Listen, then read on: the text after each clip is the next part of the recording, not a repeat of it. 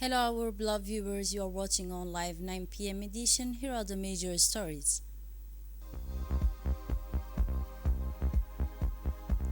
The Minister of Agriculture visit the PK 51 boreholes work which should supply water. And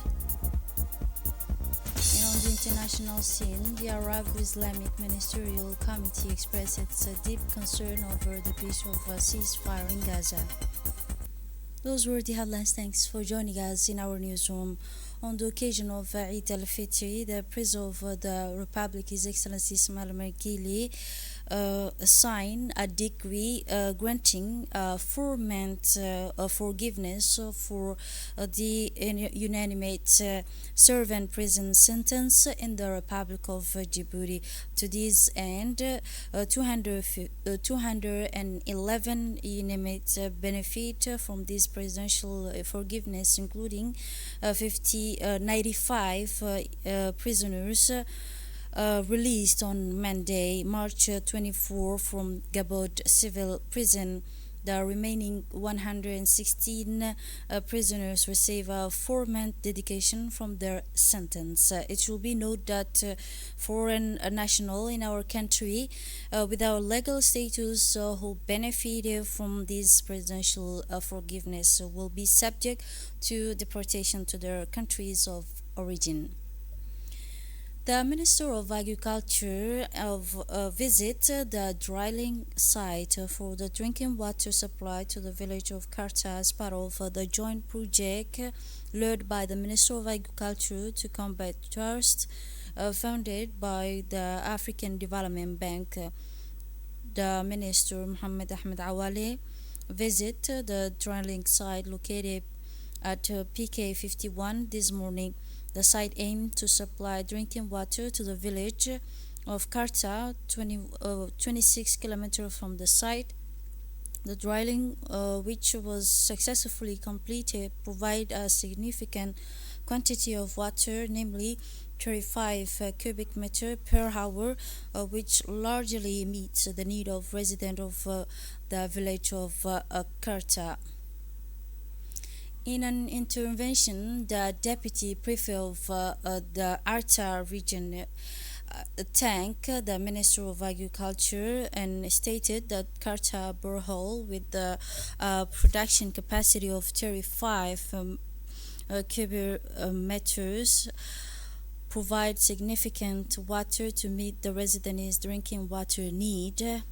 He also said that this project is a strong symbol of our commitment to improving the living condition of our rural population and combating the drought that has plagued this region for too long. For its part, the Minister of Agriculture emphasized the crucial importance of this project in combating the water shortage that has affected the village's residents for over 30 years. These boreholes represent a significant step forward for a region where access to drinking water was previously provided only by tanker truck.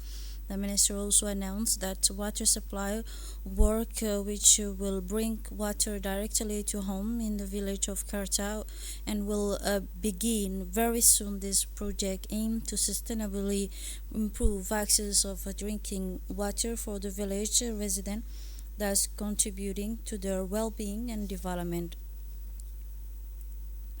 As part of its humanitarian committee to the most vulnerable groups, Zakat Diwan held a significant ceremony last night in municipality of Balbala dedicated to the distribution of a third and fourth installment of orphan sponsorship for the year 2024. This event took place under the high patronage of the Minister of Muslim Affairs and Endowment, Mr. Mumin Hassan Bore.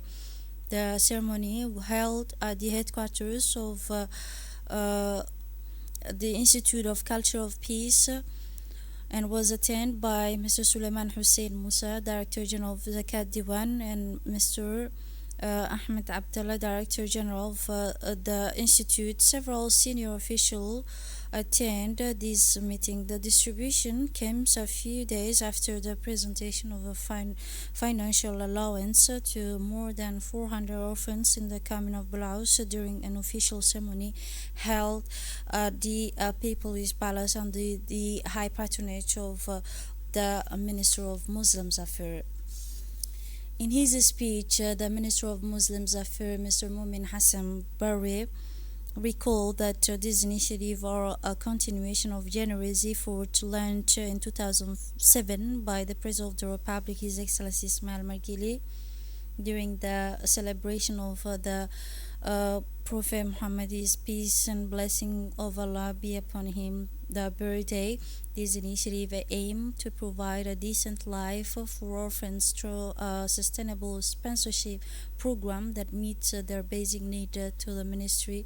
And he said the minister also recalled that the key rule of zakat in implementing this program, emphasizing the support of orphans, represent one of the noblest from social solidarity and encouraged by Islam. He also added that his ministry is actively working to strengthen this cultural and solidarity through its numerous projects and initiative.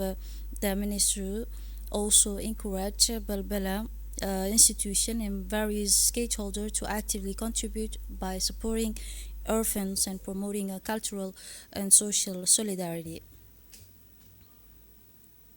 The presentation of the third and fourth installation of orphan sponsorship grant at the end of the ceremony, more than 700 orphans from the municipality of Balbala, one of the most densely populated municipalities, received their financial allocation, namely third and fourth of orphan sponsorship grant, with the aim of the financial burdens of their families, particularly with Eid al-Fitr approaching. This distribution is a part of the comprehensive plan aimed at expanding the circle of beneficiaries of sponsorship program in order to include as many orphans as possible in the various municipalities.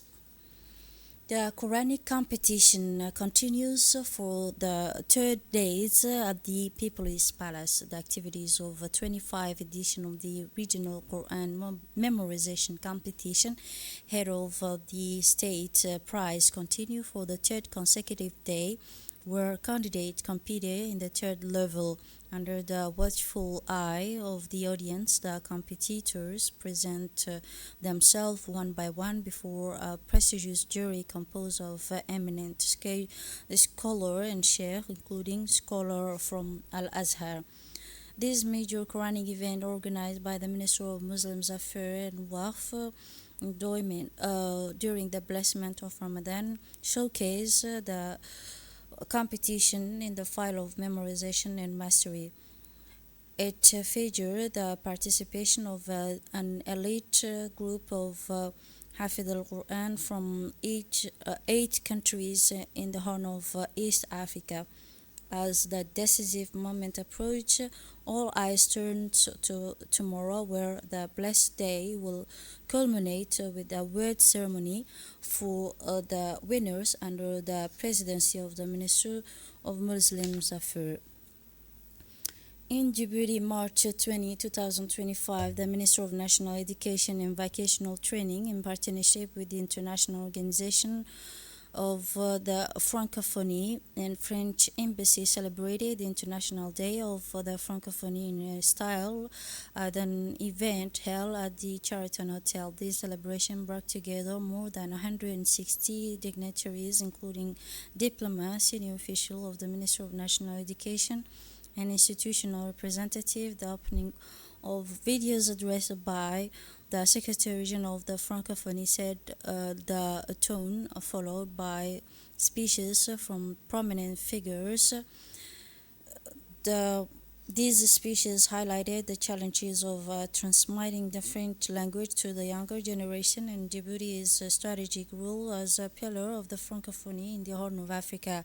The award ceremony for the public speaking competition was another highlight of the event. The young participants from local schools impressed with their mastery the French language and their ability to eloquently defend their ideas. Finally, the interactive quiz on the Francophonie brought the guests together in a fun atmosphere, fostering discussion and strengthening bonds around their shared commitment to the French language. This event demonstrated Djibouti's commitment to promoting Francophone values and cultural locally and internationally.